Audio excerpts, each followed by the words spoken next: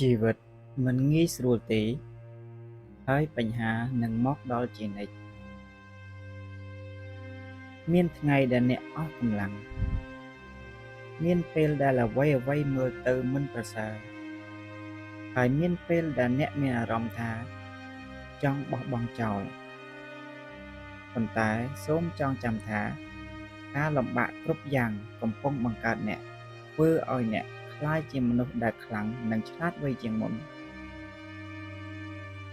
អ្នកមានអាចនឹងមិនបានជោគជ័យភ្លាមប៉ុន្តែការអត់ធ្មត់ការប្រឹងប្រែងភាពរឹងមាំនឹងនាំអ្នកឲ្យទៅដល់ក្តីសុបិនមិនថាជីវិតពិបាកយ៉ាងណាកុំបោះបង់កុំអស់សង្ឃឹមបន្តដំណើររបស់អ្នកទៅមុខដោយជំហានមួយគ្រប់មុខងារដែលអ្នកប្រឹងប្រែងសប្តាហ៍ថ្ងៃនឹងនាំមកនូវអនាគតដ៏ល្អសម្រាប់អ្នកការជឿចាប់ពីការប្រឹងប្រែងគឺជាបណ្ដោះអាសន្ន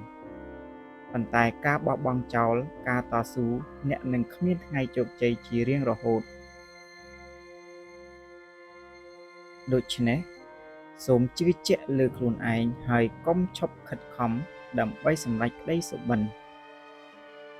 អ្នកខ្លាំងជាងដែលអ្នកគិតហើយដំណើរជីវិតរបស់អ្នកមានតម្លៃក្នុងការតស៊ូ